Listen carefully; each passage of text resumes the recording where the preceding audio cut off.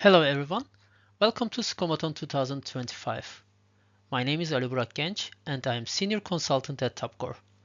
It's my 25th year in the IT world and first time as a presenter here in SCOM after several years of attendance. I would like to thank SquaredUp for giving me the chance to present here this topic and thank you all for joining.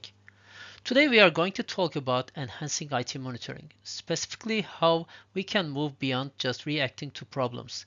We will explore how tools like SCOM Managed Instance, when combined with the power of Azure Log Analytics and the Kusto Query Language or KQL, create a foundation for much smarter, proactive operations, ultimately leading us towards AIOps.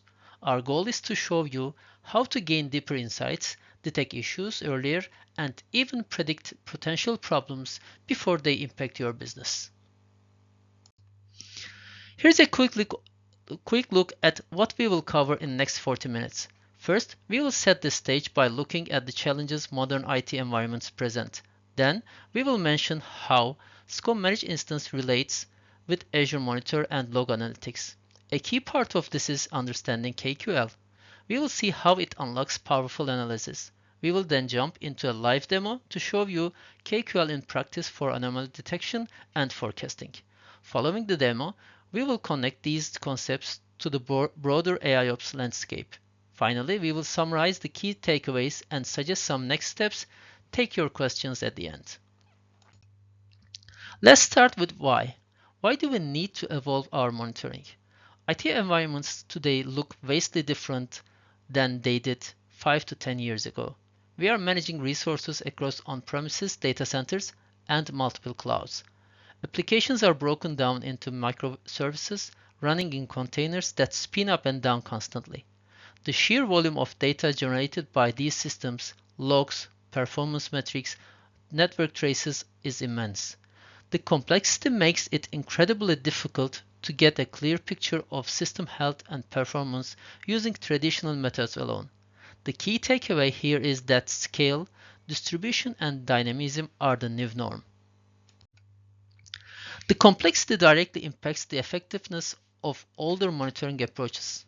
Often, we have separate tools for servers, networks, applications, and security, creating large data silos. It's hard to connect the dots when issues arise. Many traditional tools weren't built for the scale of the data we see today. I believe most of us have experienced alert fatigue or alert storms throughout our experience. Too many notifications, often without enough context, make it hard to spot the real problems. Crucially, these tools are often reactive.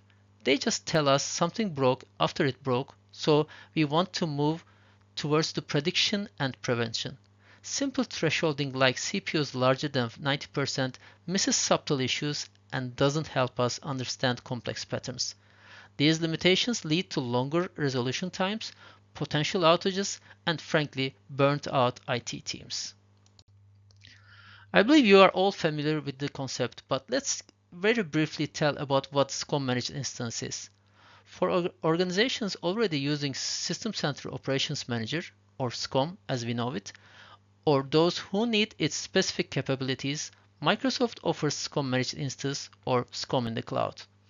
Think of it as SCOM hosted and managed for you in Azure. It's a platform as a service or PaaS offering. So what's the big advantage? Microsoft handles the underlying infrastructure management, the patching, updates, high availability, which frees up your team from managing SCOM itself. It provides the familiar SCOM console and management pack capabilities, easing the transaction for existing SCOM users. Most importantly, for our discussion today, it's designed for deep integration with Azure's native monitoring and analysis services. That integration point leads us to Azure Monitor. Azure Monitor is Microsoft's comprehensive solution for collecting, analyzing, and acting on telemetry from your cloud and on-premises environments. At the heart of Azure Monitor's data platform is the Log Analytics Workspace, often called as LOW. It's scalable data store designed specifically for log and performance data.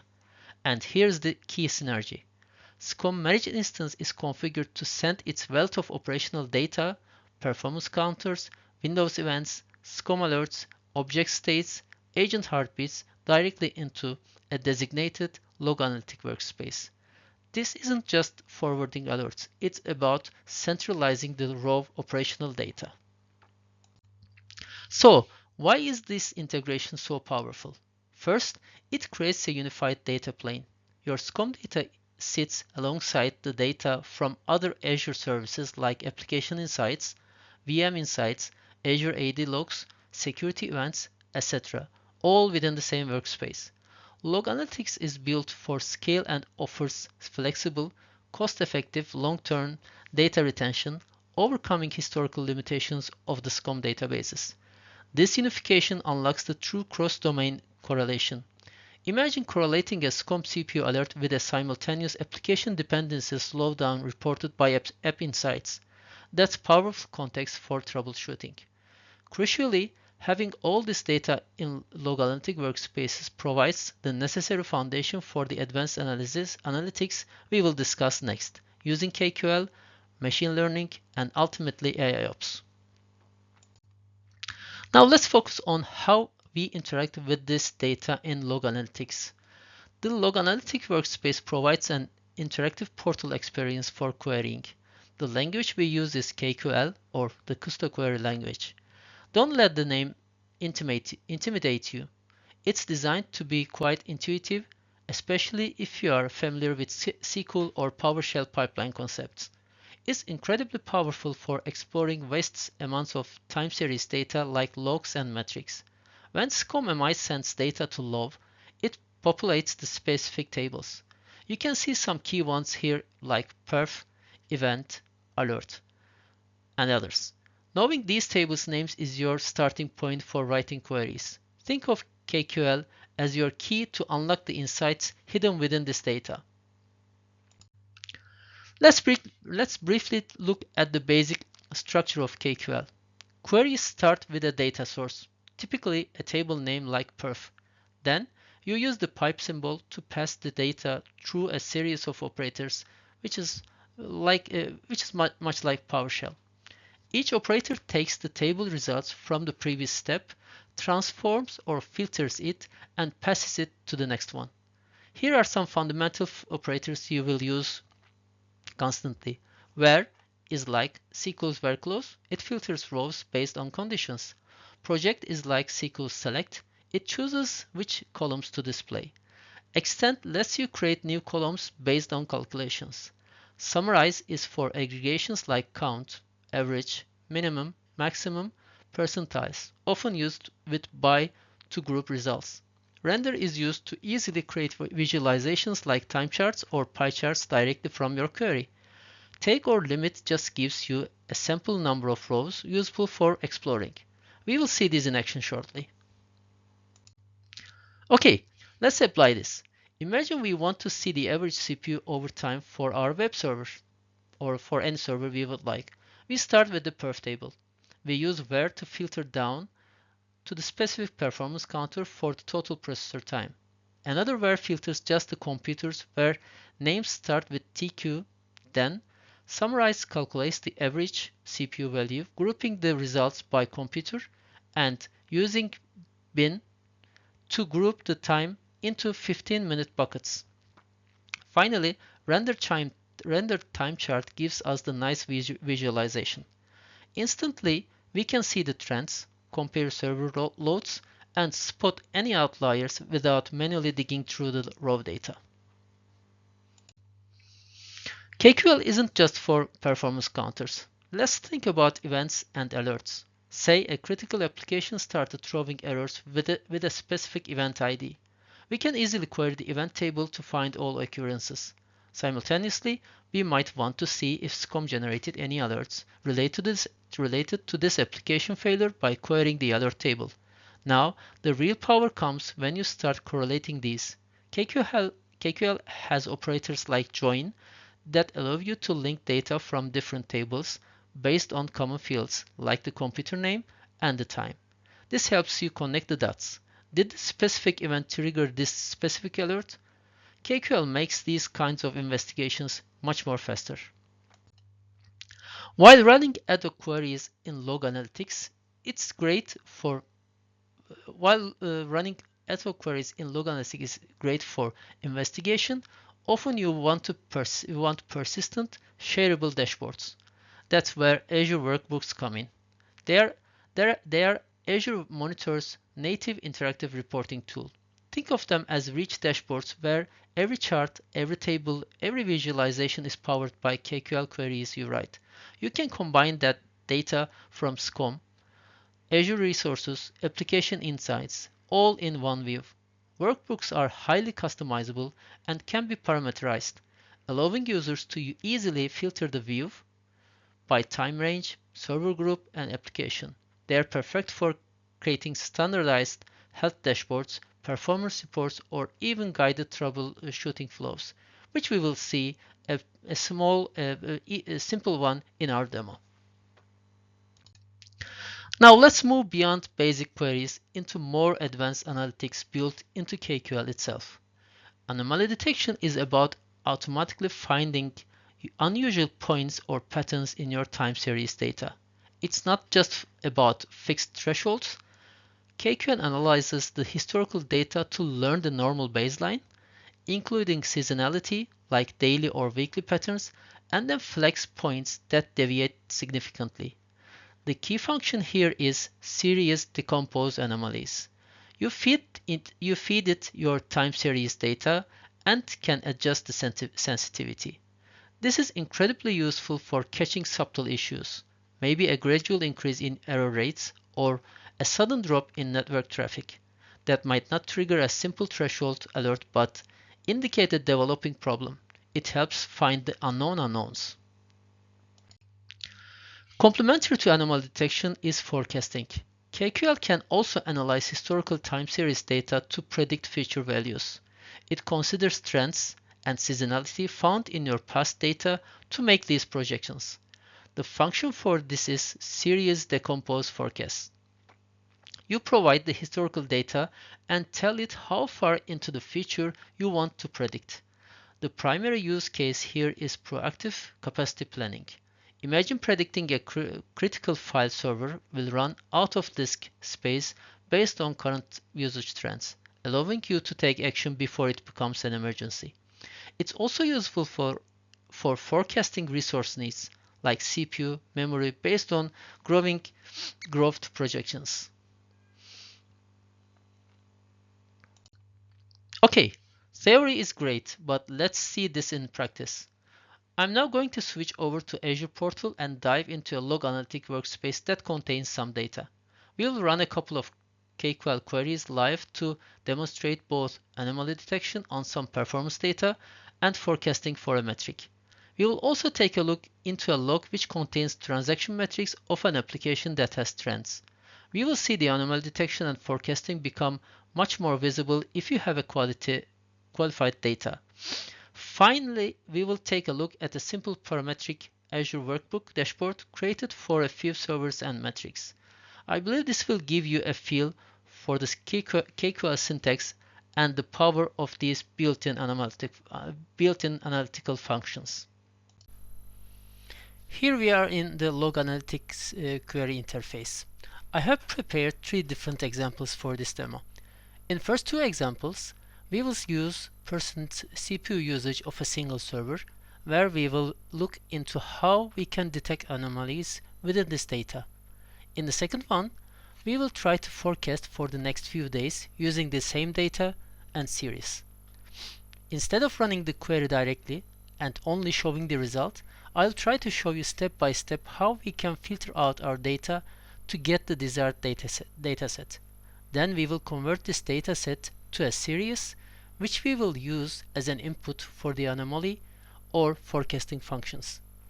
Learning the structure and how to create these series will help you better understand the output of those functions, and you will be able to tune them. Then I will show you a larger custom dataset. That dataset is derived from a real application which includes several types of transactions. We will get one of those transactions, turn it into a series, and see what kind of anomalies it has and what we should understand from those values. After that, we will change the query and function slightly and use the same series for forecasting. We will realize that with larger and quality datasets, you will be able to get much clearer results for both anomaly detection and for forecasting. Finally, we will look into a workbook that has been prepared for the same server or for the same server metrics, and which includes a few custom counters. So let's get into our first query. The first query, as stated here, is for anomaly detection, but what we will use is the performance table. Here we can see on the left that we have several tables that we can use. We have event, heartbeat, operation, performance, and usage. What we will use now is the performance table. So we can get the counters for a specific server, and we can convert it into a series. But let's only look at the performance table and see what it includes. You can see that it includes computer names. For sure, it includes first time stamps, computer names, object names, counter names, instances, and values. But if you try to use all of this, we will not be able to get the specific counter name for a specific server. That means that we will have to filter out. Let's take the parameters and the filters. I mean which is included in the var clause. You see that we have filtered out for the specific object name, counter name, which is processor time percentage usage, and instance is the total one. Let's run it. Sorry, we didn't get all of the parameters. As you can see, we have filtered out our data to a specific computer and to a specific object name and counter name. Now we have the data set we have targeted.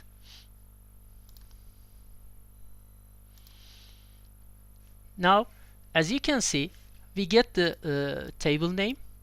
We just piped it to a clause, to a var clause, which we filter out for a specific period of time, and then we filter out for a specific computer name, which we have defined in the beginning of the query, and then we filter out for a specific counter name and object name.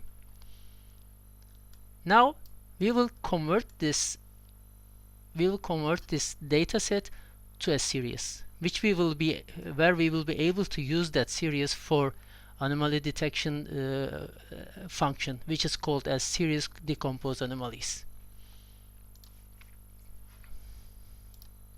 As you can see, the dataset is now converted to a series, which includes an aggregated data for 1 hour time period. You can see that the times are in 1 hour difference, 1 hour distance, and the dataset, the series is in that aggregated form. Please keep in mind that we have computer, average CPU, and time generated fields for this series. Extending this series to by series decompose anomalies will give us 3 more data, which will include, as you can see here, the anomalies, anomaly scores, and the baseline. Let's run that.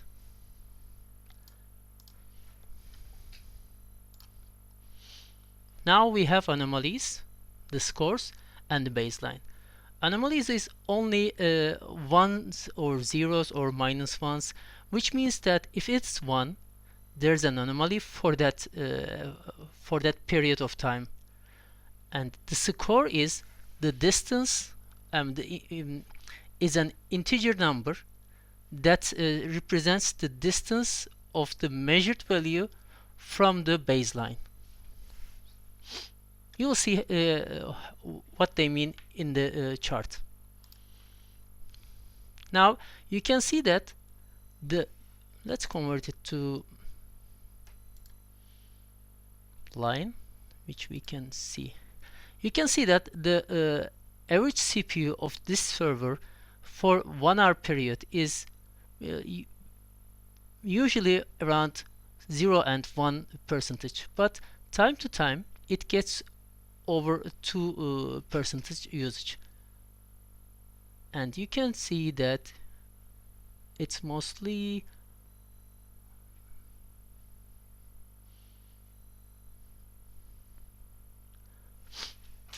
in 20 hours difference or something like that. But here we have a very high CPU usage, which is way above the normal trend.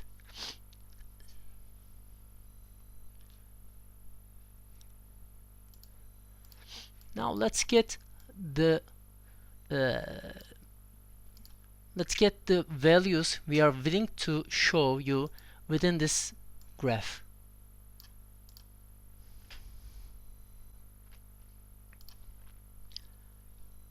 And again, convert it to line.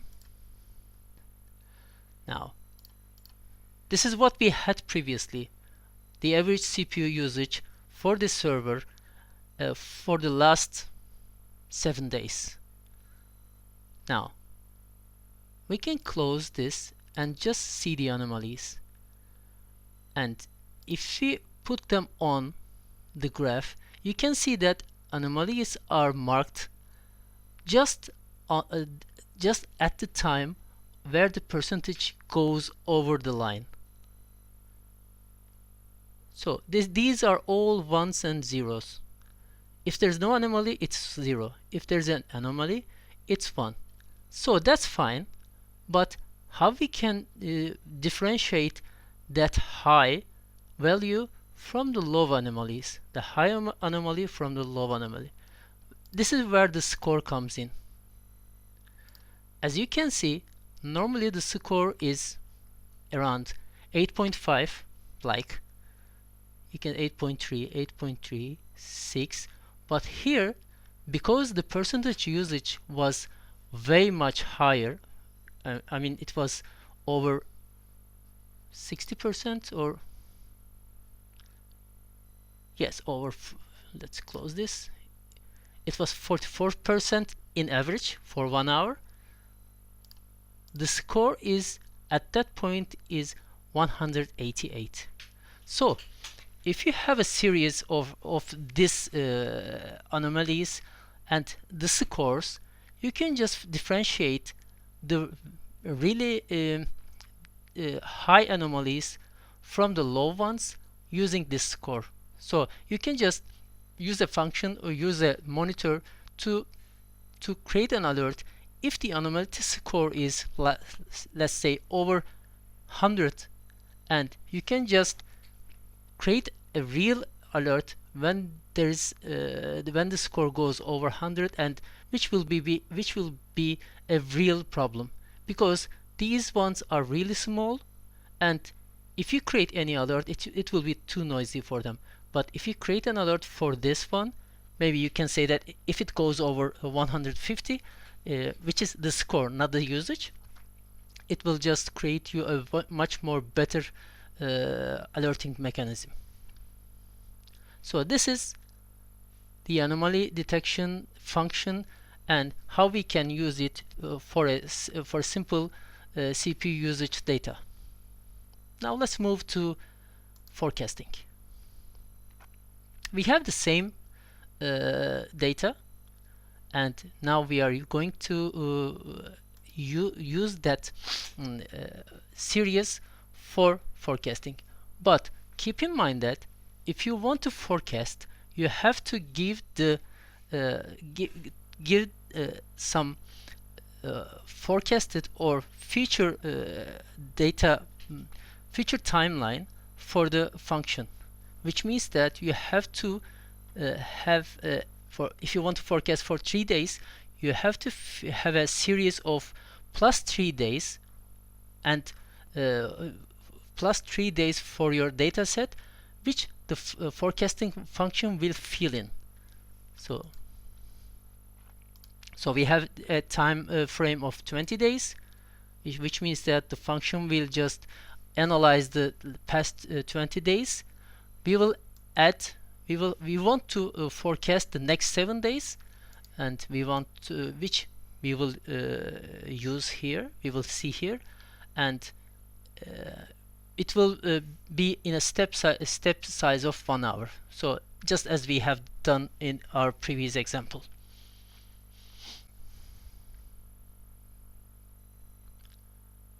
So let's run this.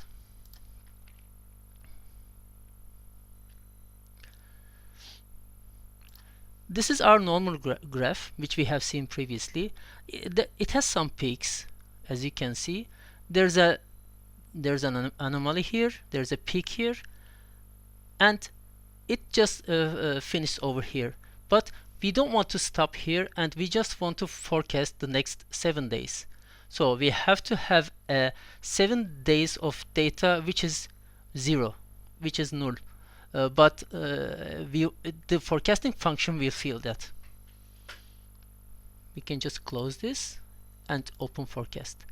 As you can see, the forecasting function has calculated the seasonality of this data, and it has forecasted for the next 7 days. You can see that there's a small rise in the values, which the function has calculated using the last 20 days, and it forecasts that the function will the server will have some peaks on some date at some time of date, and then it will slightly increase in time.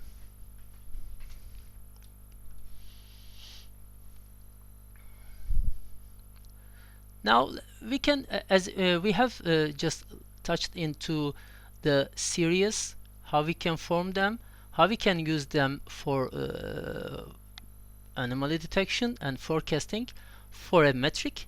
Now I can show you how it will look like for a real application data that I have ingested to Log Analytics Workspaces using a PowerShell, using an API PowerShell script, and which we can use easily. This data has a data set for 10 days, and it has data for every minute, and it has several transactions inside. But we just want to use one of these transactions and just show you how we can see the anomalies and the forecasting using these functions. Now, first, the anomaly detection function.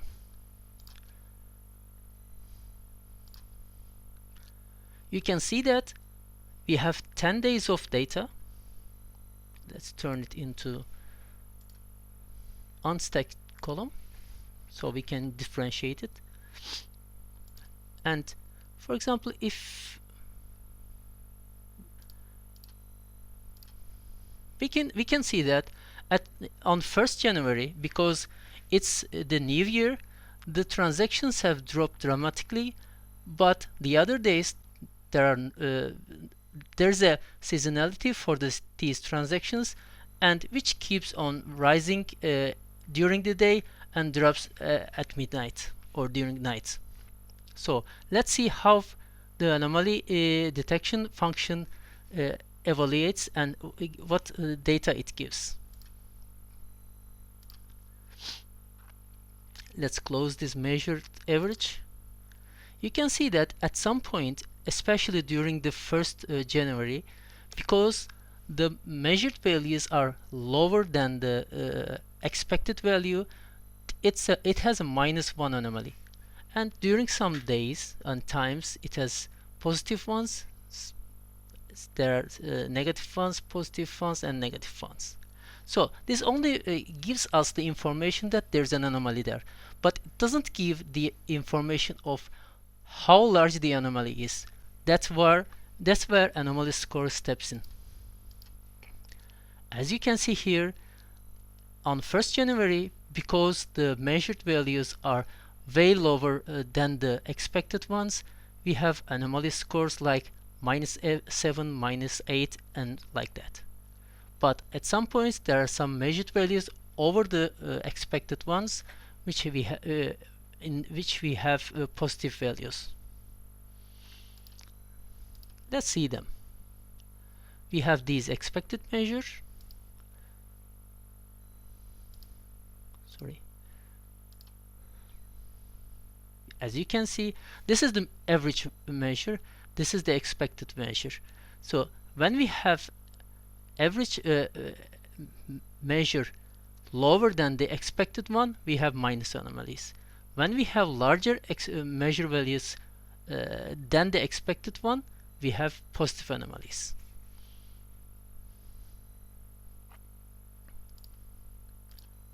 And accordingly, we have anomaly scores.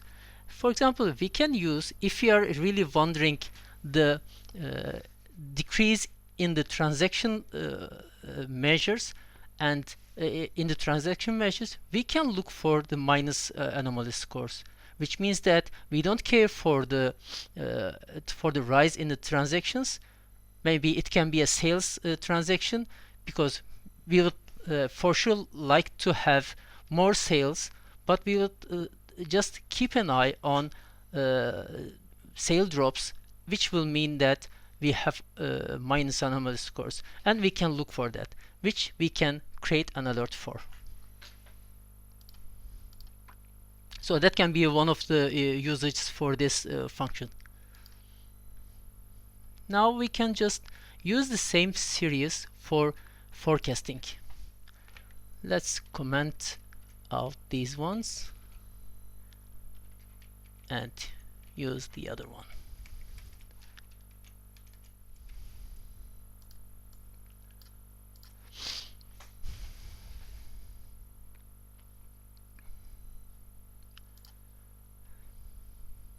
And again use onStack. Now here we have two measures, which is the actual measured data, and the second one is the forecasted one. So up till here, the function has calculated some data which has a seasonality, and at some point its forecasted data, even for the past, might be different from the actual one, as you can see, for example, for the 1st January, because it doesn't have a very large data, and it cannot forecast for the 1st January, but it has calculated that that day should be around these values, the transaction values. So that's the reason why we have here. But for the next 3 days, yes, we have the forecasting for 3 days. For the next 3 days, you can see that it can create almost similar data for the next 3 days, which belongs to the previous seasonality. And using this forecasting data, you can just imagine what the data will look like, will probably look like, and using this data, you can just detect some anomalies if it happens in the future, or you can detect. You can just see if there's a rise. There seems to be a rise in the coming future. So these were the functions for that we can use and make use of. And as I said previously, you can just use these data for creating some monitors using the anomaly scores, using the forecasting data, and using the average data, and using those series. Since the queries run really fast, and you can just query them using PowerShell, you can easily turn it to a PowerShell based monitor in SCOM or in SCOM or SCOM MI. Now let's have a final look where we can make use of Azure workbooks. Here I have prepared a workbook for 3 metrics, one for CPU utilization, one for available memory, and one for logical disk free space. Just be sure that these dashboards or these workbooks are created really quickly. I think I have created in a few minutes, and these can be parametric. You can just define parameters for making selections, and you can even put anomaly scores dashboards or forecasting dashboards, because everything you see here is based on KQL queries. Even these functions, these graphs, and these widgets, I mean the different widgets, for example the CPU utilization, we can just take a look. As you can see, it's a simple query that's based on the performance table.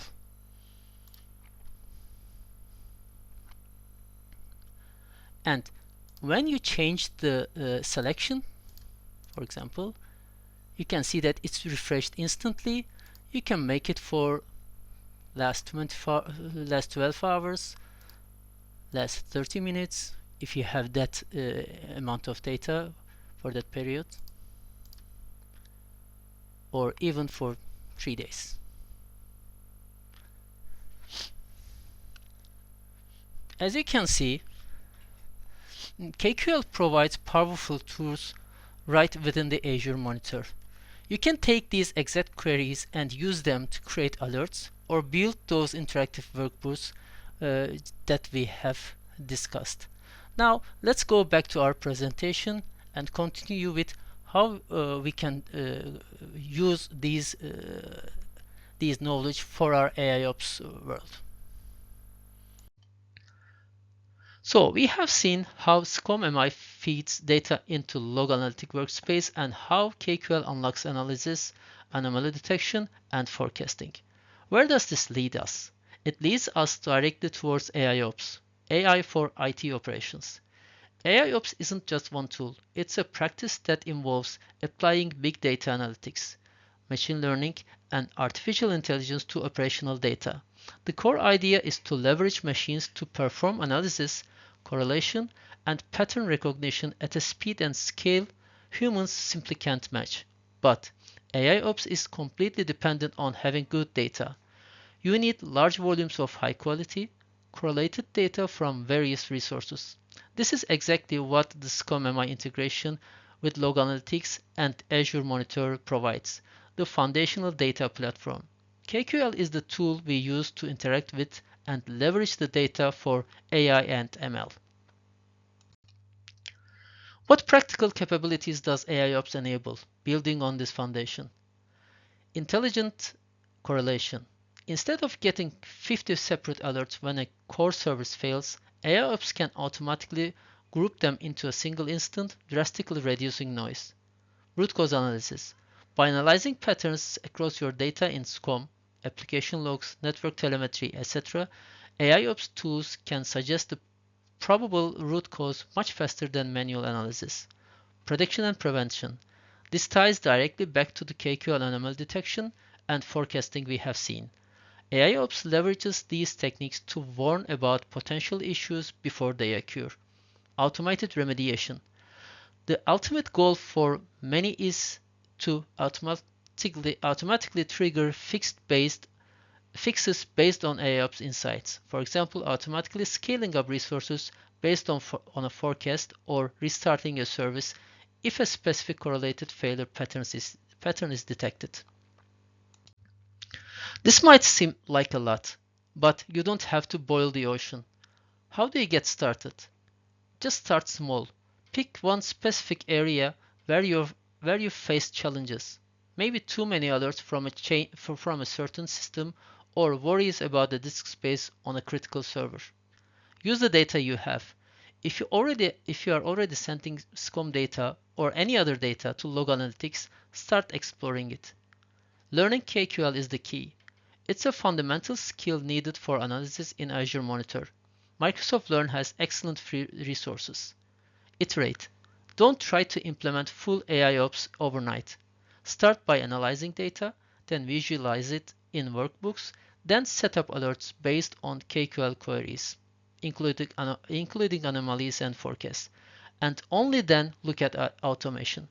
Azure Monitor itself provides some of these building blocks. You can achieve a lot before needing specialized third-party AIOps platforms. So, what's the ultimate payoff for adopting this integrated analytics-driven approach? You fundamentally shift from being reactive, fixing things after they break, to being proactive, meaning preventing issues and detecting them earlier. Faster insights and correlations directly lead to reduced mean time to resolution. Predicting issues and resolving them faster improves overall system reliability and performance. Forecasting helps optimize resource utilization and avoid unnecessary costs. Reducing noise and enabling automation leads to enhanced operational efficiency. And importantly, it empowers your IT teams. Less time spent firefighting means more time for innovation and strategic projects. So, what are our key takeaways? Let's quickly recap the journey we have covered.